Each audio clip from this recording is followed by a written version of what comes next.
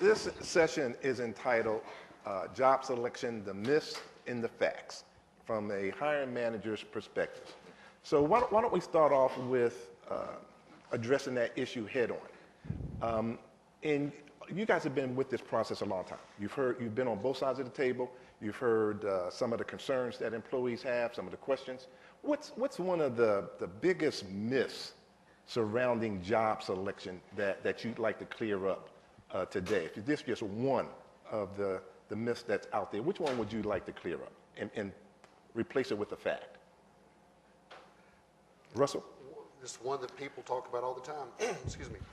They'll say, well, it's all rigged. You already know who's going to get the job before you go into the process. And I can tell you from a lot of experience on both sides, it's not known until you walk in there and you get to see all the candidates. We'll talk about that a little bit more probably. Okay. All right. John? Just adding to that, I was going to say the same thing, but you know, we may know going in based on the folks that are on the list or people who have shown interest, you know, who may be a good candidate. But I can tell you, of all the selection committees that I've actually administered or sat on, generally you're surprised in the interview. And in lots of cases, what you thought going in is not necessarily the case. And I think some of maybe the myth around it is a lot of the job selection process is very objective, you know, and it's structured. But there is a lot of subjectivity, as you well know, and I think where we might miss the boat and probably need to work on is the communication. And that's, you know, telling people what we're doing, when we're going to do it, when they can expect follow-up, what we're looking for, and all that kind of thing. So even though we have a very good and solid process, I think there's some things from a management perspective that we can work on, and communication is probably the major one. Okay. I'll go next. It's never easy. I have been on several, and again on both sides of the fence. The process is never easy for a hiring manager or for an interviewee. The process is never easy, irregardless if you know everybody on the panel and everybody that's interviewing. The process is never easy. And the thing that's been more surprising to me is how difficult they are becoming. Because as employees, we are getting better and better at making ourselves competitive. And when we do that, what you do is make it taxing on the selection process and on the selection panel for making a proper selection, because everybody is coming in very close. And that's from a stockholder's standpoint, I think that's a good thing, because everybody is getting good. No pun intended. Yeah. Absolutely. I totally agree. And that is one of the pieces of regular feedback that I normally hear from employees is that, well, we already know who we're going to select, and we're basically just putting on a show with the selection process. But what I encourage employees to kind of think about is, if that individual happens to be the one actually selected from this vigorous process, then that to me kind of really confirms that the process does work, because in the end, you know, we fleshed out the most qualified candidate. So to me, it kind of confirms, you know, what people are thinking anyway, and it confirms that the process actually does work. Well, it's interesting you say that, because the employee engagement survey, all of the feedback that we get from employees via a number of channels says that the process is a good process, but they have a problem with trust. They like you said, they think that the hiring manager already knows who they want. What do you think is fueling this gap between the perception that we have a good process, but they don't trust the people that's making the decisions and doing all of that? What do you think about that? Communication, communication, communication. I can't stress how important effective communication centered around the job selection process, how critically important that is.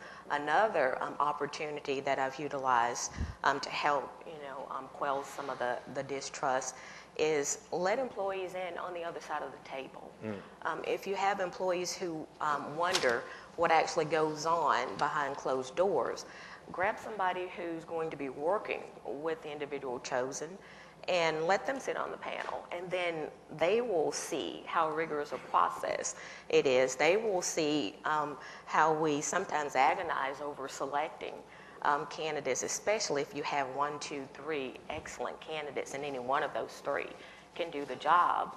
And once they kind of get, some good ideas as far as what actually goes through in the process, we can utilize those employees to be our mouthpiece to say, hey, they're really not so bad after all. They really are trying to do the right thing. Okay. And again, to follow up what Fran stated, the employee that's had the opportunity to sit as a part of that panel must also communicate that as well. We just can't, we as managers can't drive that communication alone. We've got to have people who sit there and who understand that, who see it and say, really, not only did they agonize over it, but let me tell you what the agonization was, how they really came across some angst about doing this versus that. One of the other myths I'm going to get to, Shelton, if you don't mind. Go ahead. Is when we go through this process, we're not just looking at the job that we're filling now. We're looking at not only now, but the next step and the next step. At least that's what I try to keep in mind when I'm filling positions, is we don't want someone to come into a position and stay there forever, because that clogs up the system. We'd like to see movement, change, learn, and go off and do other things. Because now, as an employee, you are becoming a more well-rounded employee. So not only are we just simply looking to fill this position now, but we're looking to see where the fit is down the road in the future, not 2 years from now, but maybe 5 years to 7 years from now. Okay. Anybody want to add anything to that? Russell? Going back to the question about the gap between the process and how things turn out, it's very rare that when you have an interview panel, say of 5 people, that you don't have an idea of who you think might be the candidate going into it. But it's amazing how at the end of the day, when the 5 of us are talking about all the candidates that have come through, that it's unanimous as we walk out the door that we've chosen the top 1 or 2 candidates. It's very clear. And it surprises, like you say, the panel itself. And as we bring in outsiders and they're able to sit in on the panel, people that don't normally sit in on the panel, and they're able to do that, they see that process and they realize there's a lot of rigor to it, a lot of discipline associated with it, and it's surprising. I think a second thing that relates to the gap relates to, sometimes I'll have an engineering team, for example, at Metering Services. There'll be a lot of tenured folks that have a lot of experience. And in the job description, we may not say that we're looking for someone with a lot of experience. Now, the folks may be expecting that we're looking for someone just like the rest of them. But when you look at the job description, look at the details, it says we're looking for someone that brings these other skills. Well, if folks don't focus in on the job description and what we're looking for, they're going to think that we chose someone different than they expected, therefore they don't trust the process. So we encourage folks, as you're looking at that and as you come into the presentation, make sure you read the job description very closely, because that's what we're going to be looking for. That's how we're going to be grading. That's how we're going to be making our decisions. Okay. Well, you opened the door on job descriptions. So, fact or myth? External experience is not viewed as valuable as internal Georgia Power experience. Fact or myth? Well, Shelton, I think that it is not a myth. It's actually, I think, a fact that's been out there over the years. But I think you got to consider the position that we're hiring for. If it's a very specialized position that may require you to have some company experience or knowledge, then I would say that the external experience might not be as valued in that situation. But I would argue that those situations are probably more rare, maybe the exception. When we go into these committees and look at these things, we're looking for diversity in a lot of areas, and a lot of that diversity can be defined as career diversity or diversity of experience. And sometimes if you've got that external experience in a similar role or something that fits the job we're going for, I would argue that it carries a good bit of weight into the process. It hadn't always been that way. I think over the last several years we've gotten much better. Well, we used to say if you didn't grow up here, you can forget it, and I think that was the message on the street. That myth's probably still out there, but I think we're trying to do a better job. And I would argue, if I'm hiring for a position, and you've got experience outside the company, and the rest of the team that I'm going to make you a part of grew up here, probably would force me to put a little more weight on that external experience, because you coming in would make that team stronger. Okay. Anybody have a different opinion or agree? I'll agree, but I also would like to add that a job description, and I'm going to use area manager. An area manager in one part of the state may be totally different from an area manager in another part of the state, because it depends on the team that surrounds that particular area manager. You may need an area manager that needs external or has some very hard external experience, because that's what that particular role needs in that part of the state. That may be totally different from another. So when we look at these type of positions and hiring for that individual, the thing that we also have to keep in mind is what team currently sits or will sit around that particular individual, and what diversity that mix would look like with this person being in play versus that person being in play. Well, Fran talked about communication. Do we communicate these things either up front, during the process, or when we're giving feedback to unsuccessful candidates? Are we doing the best job we can in that area? We're doing a better job.